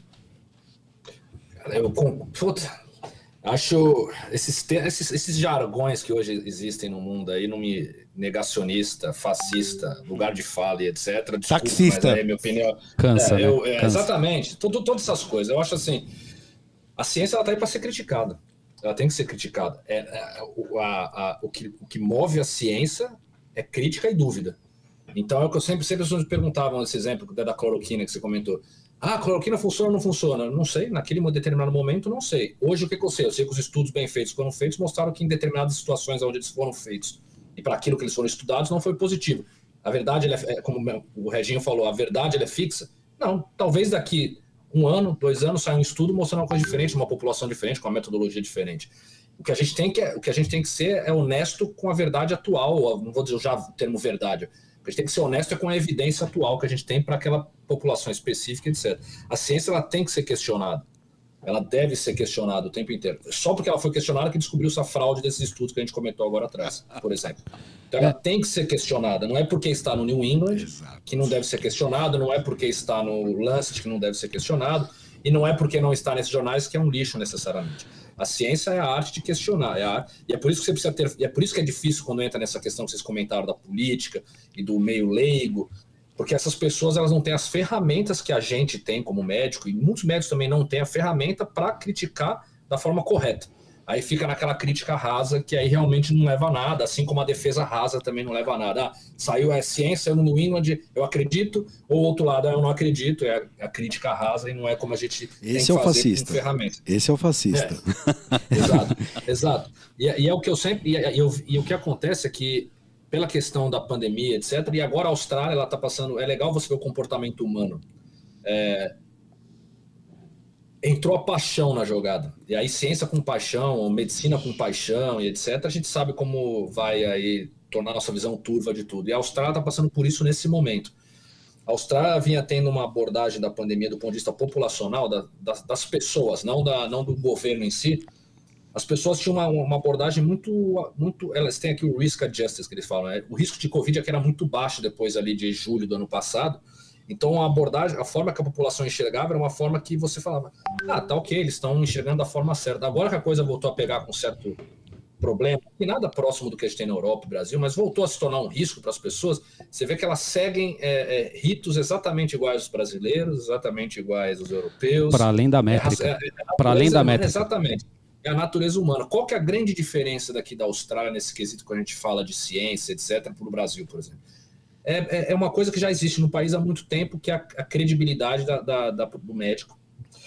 O controle quando a gente fala em medicação, o controle que já existe há muito tempo de prescrição de medicação e etc., de forma que o paciente ele não consegue ir na farmácia e comprar o que ele quer, ele vai precisar passar no médico antes, diferente do Brasil, que a gente consegue comprar grandes coisas que a gente quer na farmácia. Essa é a grande diferença da Austrália do Brasil hoje, porque a cabeça do ser humano é igual. Teve problemas aqui, está tendo problemas agora, estão tentando com medicações, buscas por medicações, as pessoas questionando, muito menos, porque aqui a credibilidade e o respeito da sociedade médica, de uma forma geral, eu vejo que é um pouco diferente da população e da própria mídia. Isso passa por uma questão de educação, né, Ari? E da pessoa entender a questão. A gente está falando de cientificismo de um lado, mas o que ele está falando, na verdade, a diferença das duas populações é o quanto cada população entende em média do que é ciência. Né? Então, e o papel da ciência que ela tem que ter na condução de uma situação extrema como essa. Educação controlando a ansiedade. De alguma maneira, sim, né, cara? Eu acho que sim, né? As pessoas elas vão ter aquele instinto, mas você vai ter a racionalidade, né, nesse sentido de evidência, né, científica ou de adequado peso ao papel da ciência para uma angústia que todo mundo vai passar, né, você falou uma palavra muito importante que você falou, angústia. E eu acho muito engraçado, até se eu pegar na última grande pandemia famosa, a gripe espanhola, 1919, não foi isso? Acho que foi 19. Foi 19. As pessoas se apegavam à religião. A gente tirou, desde 1900, né? Nietzsche falou, Deus está morto. A gente ignorou completamente a religião, inclusive impedindo cultos aqui e na gringa. Quer dizer, a religião não explica mais, não resolve mais a dor da pandemia. Rezamos para um novo Deus chamado ciência. A religião é a ciência. Acho isso curiosíssimo. Isso é uma característica particularmente moderna, né? A ciência moderna tomou o lugar da graça. Exato, porque você está falando como se resolve a angústia. Todo mundo estava esperando o quê? A ciência. E o nome dessa angústia chamava-se vacina. Ela tem um nome. A graça chama vacina. A graça chamava-se vacina. E só a ciência pode responder a isso. E ela foi levada a um negócio, ela foi polarizada no nível que nunca houve. Embora houvesse ciência, existia a religião. A religião morreu nesse mundo pós-Covid e ela cedeu lugar para a ciência. É um problema para lidar, porque vai gerar muito cientificismo pegando nisso. Eu acho que ela morreu na Revolução Francesa, mas isso é papo para outra história. Mas eu acho que ela estava em coma e agora desligaram os Agora aparelhos. desligaram, Não, é isso. Vai gerar cientificismo e vai gerar fake news. Né? Porque cada um vai querer provar aquilo que novamente voltando a uma teoria meio utilitarista, consequencialista, que as pessoas que acham que o importante é o fim vão tentar pelo menos mostrar que o fim delas é a verdade. Então esse próprio cientificismo, essa ideia da ciência como resposta para exatamente tudo o que a gente sabe que, não digo sabe, mas a gente tem outras experiências sensoriais que nos fazem acreditar que não seja isso, eu acho que levam... É o fundamento, que eu diria, substancial, orgânico da criação de um monte de notícia falsa. Ari, eu queria que você comentasse isso, que o Reginho está falando, e assim, eu queria resumir a ideia dele naquilo assim, né, de que cientificismo é você acreditar naquilo que você não pode demonstrar. Né? Então, se você não pode demonstrar aquilo... Posso trocar para falsificar? Não, então calma, eu vou chegar lá. Ari, já então, vi que assim, ele riu. assim, o que você não pode demonstrar? E aí a provocação pro Ari, né? Então, assim, eu brinco que, cara, eu lido com residente tem mais de 10 anos. E quando eu era residente, e a gente tinha uma brincadeira e tal, que ficava assim, porra, né? Como é que você reconhece um residente meia boca, né? Quando ele é residente de abstract, né? Então e aí quando você vira assistente, né? Você sabe quando o cara leu o artigo ou quando o cara leu o abstract, né? Então a sua resposta, o tempo que você vai gastar com esse cabeça de bagre, vai ser proporcional ao quanto o assunto ele entende do assunto que ele está falando. Pelo menos essa era a minha postura. Se o cara leu o abstract, eu vou dar uma resposta para poder resolver logo ali a dúvida, porque não é uma dúvida, né, profunda. Sim. Ou até metodológica, chegando ao píncaro do rigor, como que é o que o Ari lida ali. Ele consegue avaliar desde do abstract até o desenho do estudo, né? Então é a cadeia toda. A pergunta mostra que ele não entendeu o problema. Exato.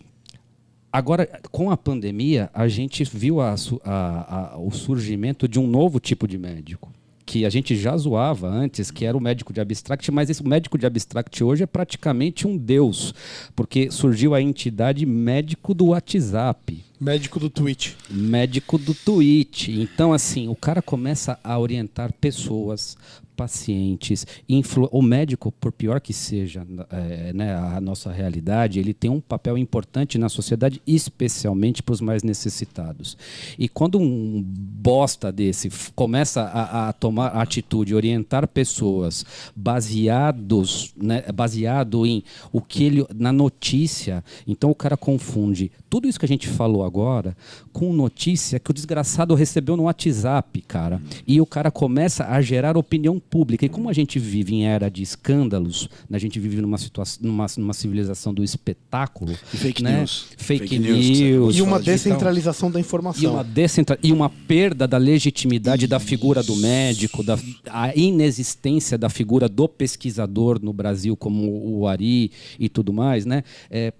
Como é que faz? Né? Então, assim, eu queria que você comentasse isso, que se você viveu isso, né? Então, a degeneração, primeiro para o médico do abstract, né? Então, e depois essa excrescência que é o médico do WhatsApp. Né? Esse para mim é o maior problema, porque, por exemplo, o cientificismo que a gente está discutindo aqui, não, a ciência não responde tudo. Muito pelo contrário, acho que tem muita coisa que a ciência não responde. Agora, tem certas coisas que atualmente só ela pode responder. Não é tudo, mas tem certas coisas que só ela pode responder. E isso não sou eu que falo, é o método que foi determinado. Ele pode estar errado? Pode. Daqui a um tempo a gente vai descobrir que ele pode estar errado. Então, se uma medicação funciona ou não numa condição, é a ciência que vai responder. Mas talvez daqui 10 anos, 20, 50 não seja ciência. Não seja um estudo clínico randomizado, para ser mais específico, seja um outro tipo de estudo. Eu não sei, mas hoje o que é determinado, o que é entendido como melhor por vários estudos que a gente tem, são esses métodos. E eu vejo que É aquela famosa frase, a quantidade de energia que você precisa para refutar uma besteira é muito maior, é de uma magnitude muito maior do que a quantidade de energia que você precisa para gerar essa besteira. Posso te interromper? Posso te interromper?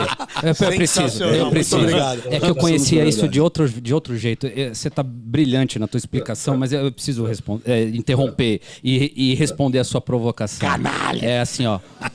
Um idiota tem a capacidade de fazer mais perguntas em 1 minuto do que um sábio tem capacidade em responder em 100 anos.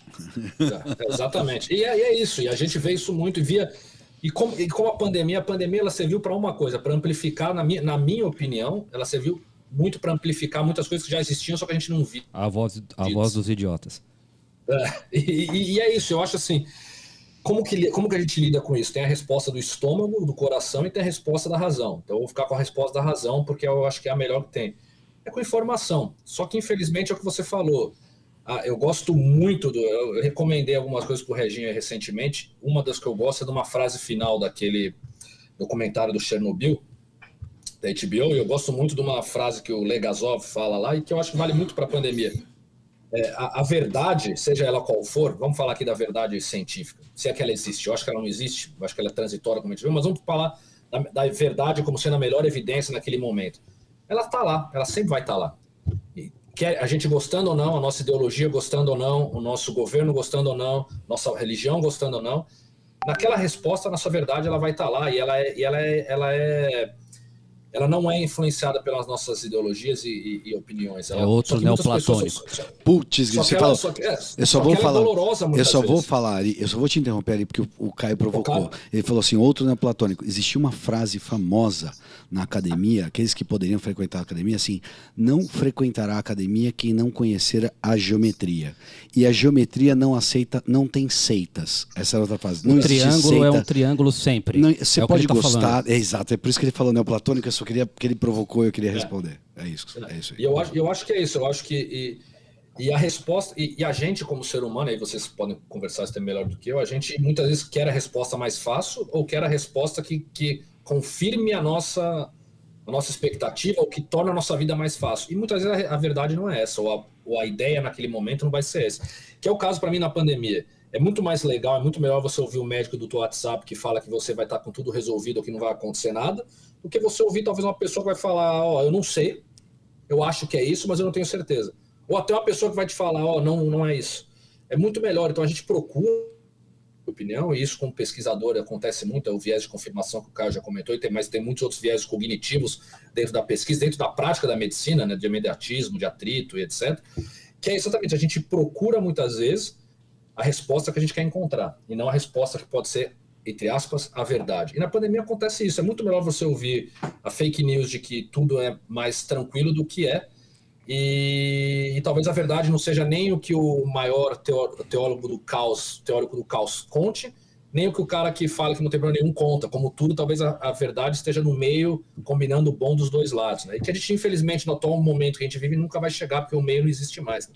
Existe só o eu sei de um extremo, eu sei do outro, e ninguém conversa sobre eu não sei, e talvez um lado tenha alguma coisa, outro lado tenha alguma coisa. Uma coisa que eu mais aprendi nessa pandemia é que eu não sei. Eu não sei, e a gente tem que ser capaz de responder eu não sei. Como é difícil continuar, né? A Hannah Arendt, ela faz uma análise de Sócrates, que ela fala que Sócrates era um cara que tinha coragem de permanecer no vento. Ele tinha coragem de permanecer em lugares onde ele não tinha certeza, e ele não arredava o pé. Ele não buscava lugares acolhidos onde ele pudesse se esconder, ele permanecia na ventania. E você falou agora rigorosamente isso, a coragem de permanecer na dúvida. Eu tive outra impressão, né? Vendo ele responder, eu lembrei que ele fala no curso dele quando está falando de hipótese nula, né? Então, assim, o que ele tá falando é exatamente contra o método científico. O método científico é você testar a hipótese nula, né? Então é você ter uma ideia e submeter a testes. E ela vai ser mais verdade até surgir uma outra ideia que suplante aquela. Então, assim, ela é mais verdade durante quanto mais tempo ela se mantém. Daí também é o fundamento do conservadorismo, né? Quando a gente sai do ponto de vista de metodologia e de estatística. O Popper chama isso de darwinismo das ideias. É a mesma ideia de evolução de Darwin É a mesma ideia da evolução das ideias. É muito louco isso. Porque assim, a ideia popperiana. Se a gente pudesse resumir o que a gente Ari falou... versus Charles Darwin? Karl Popper. O que a gente está falando nessa segunda parte é assim, né, de cientificismo, talvez seja o seguinte, né? É a questão, acho que a hipótese nula acho que é a questão. A ciência é sempre questionar a hipótese nula. E o cientificismo é negar a hipótese nula e partir sempre do princípio de certeza. Isso nunca foi ciência. Desde a concepção de ciência, isso nunca foi. Você lembra? Aliás, o Ari falou, e ele colocou esse ceticismo, que é o berço da ciência moderna, e o Bacon, Francis Bacon, ele colocava, existem os ídolos da caverna, os ídolos da tribo, os ídolos do mercado, que era exatamente isso, os vieses que você tem. Ele dava outros nomes para esses viés. Você só atingiria epistemem, conhecimento de verdade, se você eticamente, o seu ethos, fosse se desvencilhar de todos esses vieses, de todos esses ídolos. E é muito louco, é uma empreitada humana. E o que é louco é que no mundo técnico, no tecnismo moderno, a gente privilegia a técnica, não o ser humano. E a gente está passando por perrengues nesse contexto, né? E com pavor, pegando o que você falou, Ari, com essa paixão, aí menos ainda, né? Aí a gente não sabe mais. O mundo apostou no cientificismo, né, Ari?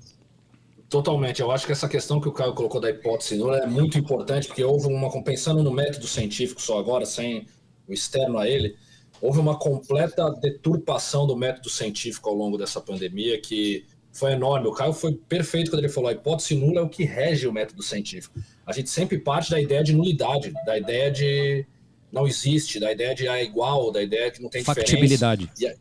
Exatamente. A gente tem que apresentar provas para refutar essa hipótese. A gente não pode partir da ideia...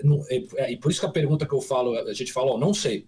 E a pessoa fala, e aí a pessoa vai te pedir não, me prova que você não sabe. Não, eu tenho que partir que eu não sei, eu não tenho que te provar que eu não sei, eu tenho que partir que eu não sei. E a partir daí é a presunção da inocência no direito. Eu sei o que você vai falar. Exatamente. Você vai falar do oráculo de Delfos. Você vai falar um cara que começa com S e termina com S. Por favor, Caio. Sócrates, né? Sócrates, né? Eu não sei. Na verdade, é o seguinte, na apologia ele conta, ele fala assim, um conhecido lá, foi buscar o oráculo de Delfos para saber quem era o homem mais sábio. O oráculo de Delfos fala, Sócrates, porque ele Sócrates é o mais sábio. Por que ele é o mais sábio? Porque ele é o único que sabe que não sabe nada. Essa ideia de sabedoria nesse sentido. E aí o que ele sabia? Exatamente. Ele sabia que ele tinha boas perguntas. Essa é a minha impressão. Ele sabia que dava para perguntar melhor, mas a resposta, sei lá, ele mesmo sabia disso. Na apologia de Sócrates ele deixa bem claro isso, né? O meu amigo foi lá até o oráculo, perguntou, né, quem é o cara mais sábio, ele falou que sou eu. Eu olho pra mim e eu não tenho nenhuma habilidade específica. Sou pobre pra caramba. Eu sou pobre, eu não tenho nenhuma inteligência. Sou feio. Eu não tenho nenhuma habilidade. Minha mulher é chata, era isso que ele falou. É a questão de ter uma humildade, né, cara? Muito. Eu sei que eu não sou. Então eu vou perguntar pra quem diz que é. Era e quem isso. diz que quando eu pergunto, eu sei que não sou. E aí é o que o Ari falou lá no começo, lá dos especialistas e tal. Eu não sei, mas eu vou perguntar para quem diz que sabe. E aí fica evidente, e é por isso que ele é condenado à morte. Ele era o moscardo e a enguia. Ele causava perplexidade. Ele levava as pessoas à aporia. A pessoa falava assim, se não é justo. Quando ele começava a perguntar, a pessoa descobria que ela não sabia o que era justiça. Você sabe por que ele tomou cicuta? Por que ele foi condenado à morte? Qual foi o argumento que ele foi condenado à morte? O Ari estaria morto hoje. É investigativo, né? Porque ele transformava um argumento fraco num argumento forte, ou seja, ele tirava hoje muito na moda lugar de fala dos especialistas, né? Então, e com isso ele corrompia a juventude. Então, Ari, cuidado, viu, cara? Se você pegar lá De Volta para o Futuro... Mas aproveitando, ele mesmo assim ele continuou. Ele falou, se eu vou morrer por... Esse é o motivo que eu vou morrer? Então que me matem. Porque eu vou continuar buscando a verdade. Ela é mais importante do que minha própria vida. Eu não consigo ser diferente. Martinho Lutero falou a mesma coisa. Aqui estou e não sei ser diferente. Sei lá, Bey. Vou fazer uma pergunta aqui, que tem um nosso amigo Dr. Bruno de Lázari, pergunta diretamente para o Ari, que ele queria ouvir um pouco sobre sua opinião da fuga de cérebros e a falta de incentivo da ciência no Brasil e como isso empobrece a sociedade num sentido intelectual. Eu acho que ele quis dizer não só da parte da ciência, como você transborda isso para toda a sociedade. É um problema, né, que a gente tem. Eu sempre brinco para as pessoas, eu sempre falo isso para todo mundo. Você queria você quer estar na Austrália? Querer é uma coisa muito forte. Não, eu não queria. Eu queria estar no Brasil. Eu não queria estar na Austrália. Tem pessoas que têm o sonho de quer sair, quer ficar. Eu brinco, eu não consigo entender porque o inglês sai da Inglaterra e vem para a Austrália. Porque primeiro que eu não nasci lá, obviamente, então não sei o motivo dele. Mas por quê? Porque eu acho que a fuga de cérebro ela é um problema, porque não existe incentivo no Brasil para. Eu vou falar da minha área de ciência, mas eu imagino que seja verdade em muitos locais. Não existe incentivo para você fazer aquilo que você muitas vezes tem a vocação para fazer. Seja ele financeiro, seja ele de estabilidade, seja ele de recurso. O profissional brasileiro, na minha opinião, ele é um dos melhores do mundo, quando bem treinado e quando uma pessoa... Quando eu sou pesquisador, tem alguns brasileiros que eu conheço fora do Brasil também, eles trabalham muito mais, são muito melhores do que os profissionais locais. Mas eu acho que a fuga de cérebro é uma realidade e vai ser difícil ela parar de acontecer nos próximos anos, porque a gente busca um recurso para fazer o que a gente tem vocação para fazer, que não tem no Brasil, uma estabilidade que não tem no Brasil e outros motivos paralelos que a gente sabe de seguranças e etc., que a gente não tem. Mas é uma tristeza, eu acho que isso é um problema para a sociedade como um todo, e vocês também aí podem falar melhor disso do que eu, mas acho que isso deve sim gerar um problema enorme na sociedade por Ari, deixa eu te perguntar uma coisa. Esse cérebro australiano, ele fica aí? Ou ele acaba indo para um centro, entre aspas, maior aí, sei lá, talvez Estados Unidos, Inglaterra, China, né, que eu sei que tem uma baita influência na Austrália. Aí. Como que é isso aí? O Ari australiano, o que ele faz da vida? Ele fica aí ou ele fica? A maioria fica porque eles têm tudo é muito cultural, né? A cultura deles, eles têm uma cultura de vida, de priorizar a qualidade de vida e de serem muito leves no que eles fazem. É diferente do britânico, por exemplo. Aqui é lotado de britânico. Lotado de inglês. Dizem eles que eles vêm para cá por causa do clima, né? Porque o clima daqui mas para mim parece muito louco, porque eu não sou britânico, você largar tudo no seu país de origem por causa do clima, né? É o que eu falo que eu jamais faria se eu fosse. É porque o clima no Brasil é maravilhoso, velho. Você nunca ia sair daqui! Mas eu digo mesmo se eu fosse de lá, eu não posso nunca ter essa resposta, porque eu não sou de lá, mas eu gosto de entender a cabeça das pessoas, eu converso bastante. Você largou sua família, você largou seus amigos, você largou suas raízes, porque o clima, óbvio, não é só isso, mas só o motivo porque aqui é mais confortável para viver. Óbvio, tem questão financeira, etc.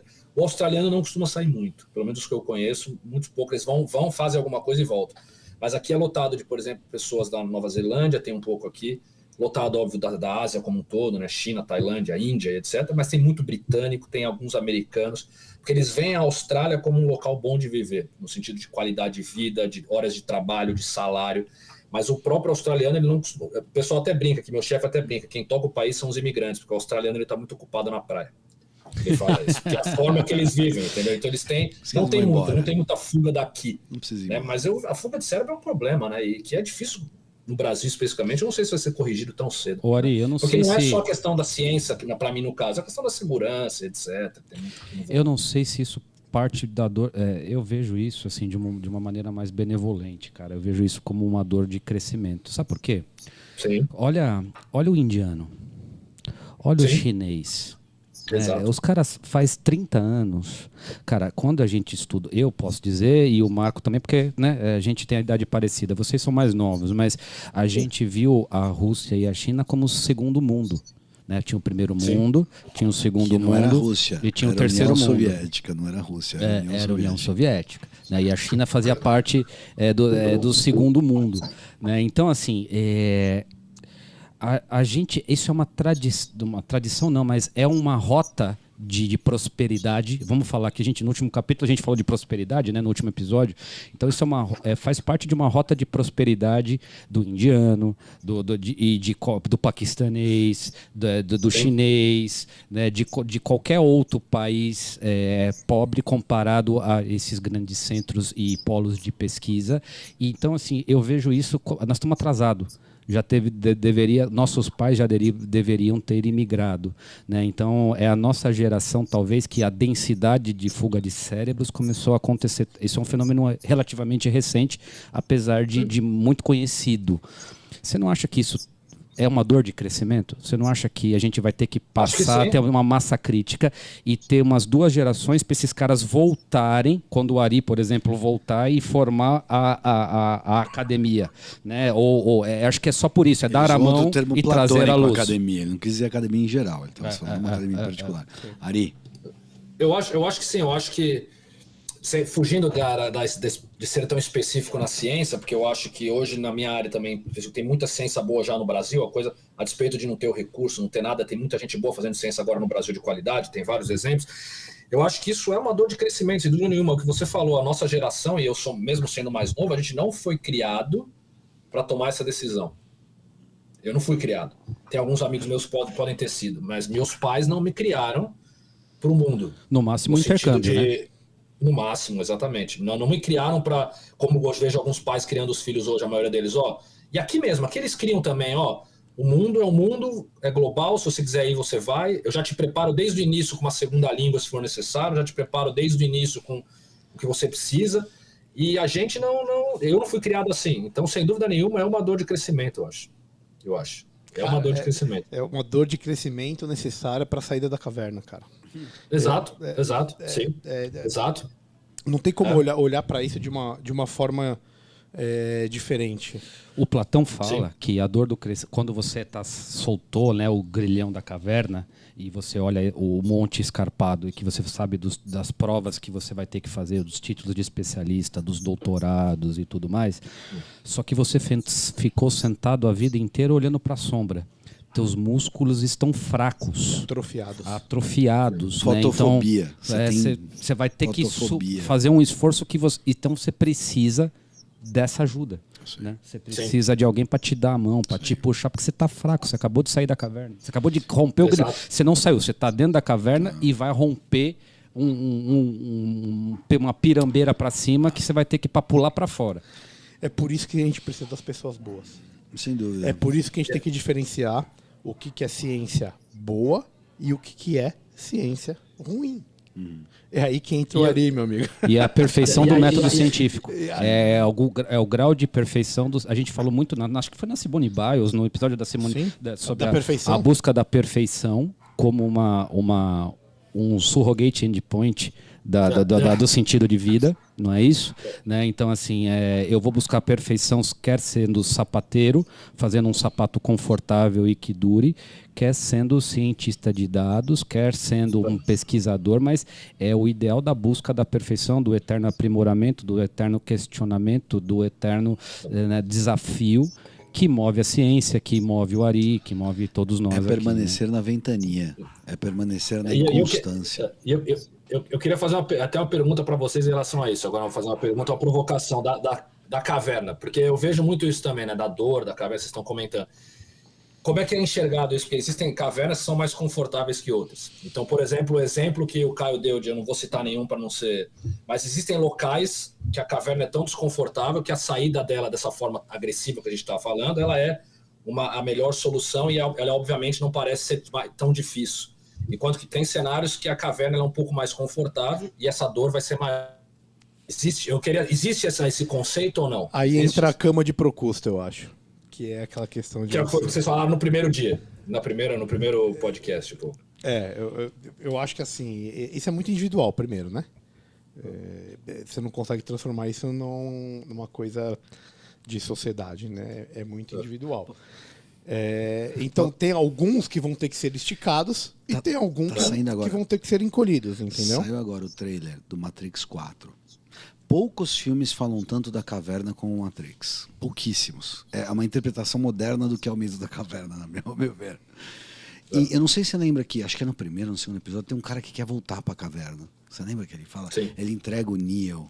Inclusive vários caras morrem, ele entrega o Neo. O nome dele é Reagan, Mr. Reagan. E tem gente que quer voltar para a caverna, pegando o gancho que você falou. Então, acho que tem cavernas diferentes, de forma que tem gente que sai e quer voltar, no sentido de conforto que você falou.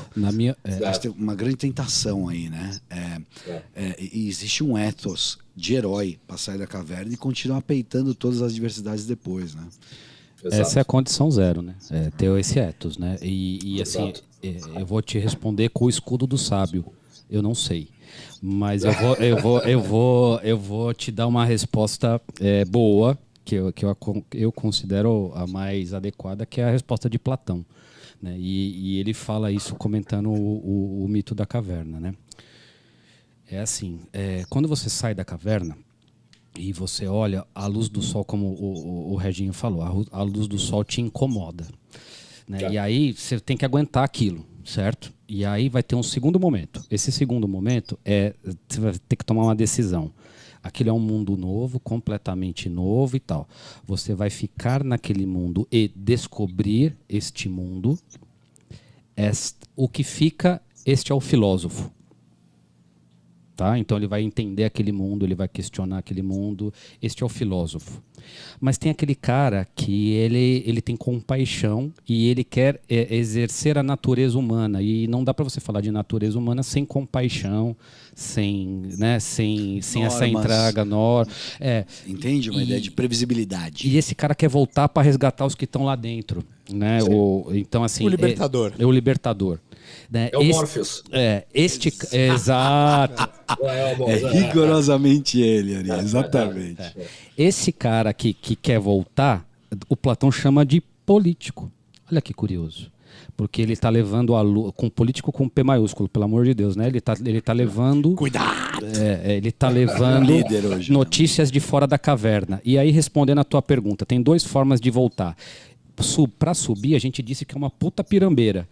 Então ele começa a descer, esse cara ele quer voltar, ele vai sozinho, tal, não sei o que, ele quer descer. É uma puta pirambeira. Aí ele começa a descer, ele cai, raspa, se fode, tal, não sei o que, e aí ele cai no chão, lá onde todo mundo tá de frente para a caverna vendo as sombras. E aí ele tá solto, tá todo mundo agrinhoado, quietinho ali, olhando os ídolos, né, que são as imagens, né, das sombras, e ele fala assim, ele todo fudido, sujo, ralado, tal.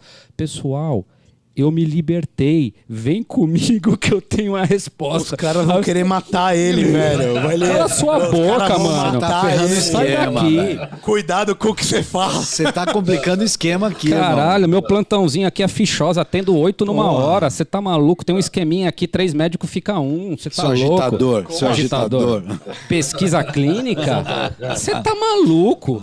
Isso é até vendido da indústria farmacêutica. Né? E aí o Platão responde assim, cara, primeiro, você tem que ver quem é o cara que está inquieto. Então é o cara que está se questionando, é o cara que está procurando e tal, ele quer sair, ele quer romper o grilhão, mas ele não sabe. Então a primeira dica é você falar para ele assim, ó, se concentre, não fica procurando uma imagem, 1 ano de viagem pela Europa para se encontrar. Não larga o que você está fazendo para poder pensar na sua vida por 6 meses no Tibete e voltar e procurar o seu sentido da vida. Não é isso. Concentra a sua força e quebre a corrente. Né? Então quebre a corrente da dependência. Só que você vai estar fraco, como a gente falou. Você precisa subir. Que nem o Neo. Neo tava. Lembra quando ele sai? Exatamente. Ele não tem força. Ele não tem força. Ele tá fudido. Ele tava lá. Ele nunca usou os músculos. O Morpheus fala, você nunca usou esses músculos. Como é que você faz isso? Você faz uma aliança entre os que querem voltar. Então, cada um está na sua área de domínio.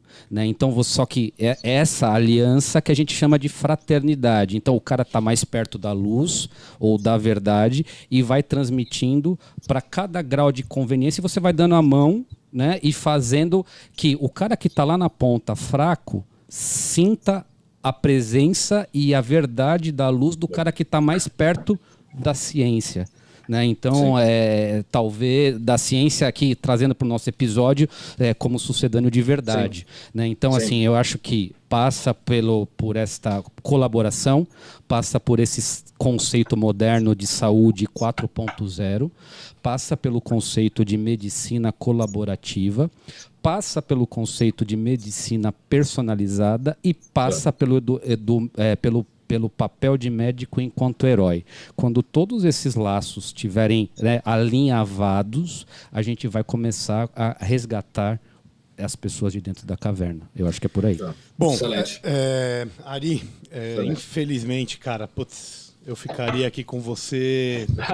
Na verdade, é uma das coisas que eu mais sinto falta é ter tua companhia, cara. Exato. Também, muito. Eu tenho certeza que nosso bate-papo, independente do momento e da onde, enriquece a gente e nos deixa cada vez mais felizes, cara. Putz, então, mas nós temos tempo. Então a gente tá, infelizmente a gente vai ter que terminar daqui a pouco. Mas eu quero, primeiro eu vou agradecer você, cara, e eu acho que esse calor brasileiro no teu coração vai te ajudar, porque eu sei que você é um cara com um coração gigante, maior que teu cérebro, se é que isso é possível. Mas eu sei que ele é. E, putz, meu, eu queria te dar um puta de um abraço agora. Tenho certeza que o Caio Camara também, o tio Chico que tá aqui acompanhando a gente também.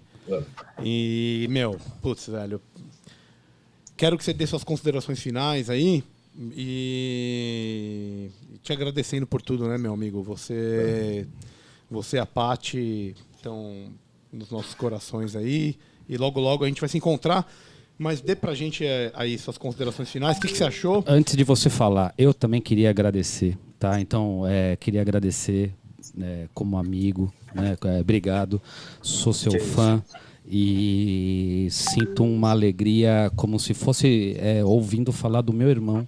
Quando vem um residente, quando vem alguém, ou quando vem um professor doutor, ou quando vem alguém com um artigo científico, né? Ou quando vem alguém falar de recrutamento, ou driving pressure, né? Então, cara, eu sinto uma alegria como se fosse minha. Então, eu queria deixar isso manifesto, eu queria deixar a minha admiração por você aqui e queria agradecer, né, pela tua paciência e pelo tempo aqui de ouvir aqui teus amigos e espero te ver em breve pessoalmente para poder te dar um abraço. Perfeito. Ari, você acordou num horário que eu não sabia nem que existia. Então, só para te agradecer. 5 e pouco da manhã. O ímpeto, a força, a vontade, coisas que são bem características suas. Obrigado, velho.